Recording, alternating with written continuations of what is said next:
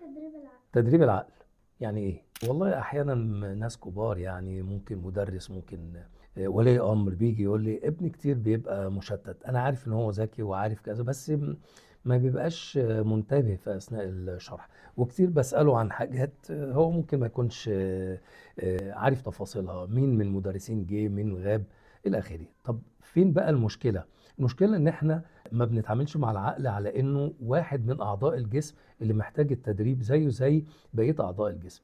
طب يعني إيه بقى، أو إزاي أقدر أدرب عقلي بعيدا عن الأساسيات اللي احنا عارفينها، الأكل الصحي والنوم والتدريبات والرياضة العادية؟ في حاجة اسمها تدريبات ذهنية من خلال ممارسة بعض الألعاب الذهنية، وعلى رأسها طبعا الشطرنج اللي أنا بحبه جدا، أو لعبة السودوكو، أو حتى الكلمات المتقاطعة، اللعبة بتاعت زمان دي جميلة جدا في تنشيط الذاكرة وتنشيط الذهن.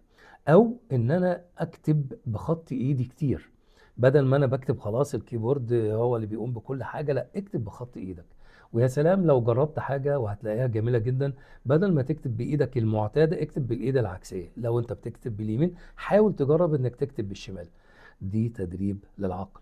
في برضو نقطة تانية مهمة جدا، لما تيجي تقرأ رواية أو تتفرج على فيلم، إيه رأيك لو أنت حطيت سيناريو مختلف للنهاية اللي أنت قريتها أو للفيلم اللي أنت شفته؟ يعني حط نهاية بس تكون منطقية مع الأحداث اللي أنت شفتها، بحيث أن أنت تقدر تحط نهاية من خلال إحساسك أنت بالموضوع. ارقام التليفونات اللي احنا بنحاول نحفظها حاول ترددها وانت احفظها. احنا بنوصل لمرحلة ان في البعض مش حافظ الرقم القومي بتاعه، لا، احفظ الرقم القومي.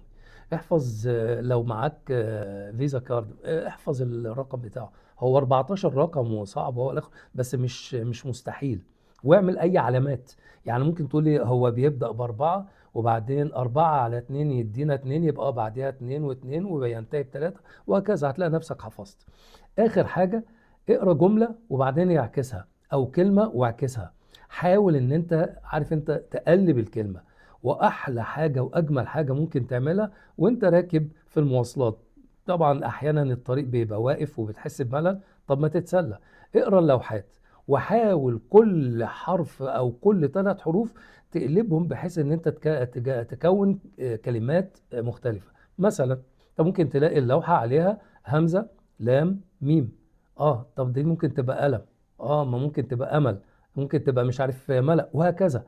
وكذلك الارقام، الثلاث ارقام، ما تحاول تضربهم، تجمعهم، تقسمهم، بحيث ان انت في النهاية ما تسيبش لحظة لذهنك يبقى فيه حالة خمول او كسل. بالشكل ده ان شاء الله عمرك ما هتعاني من اي كسل، ولا عمر ابنك هيعاني من التشتت اللي انت بتتكلم عنه.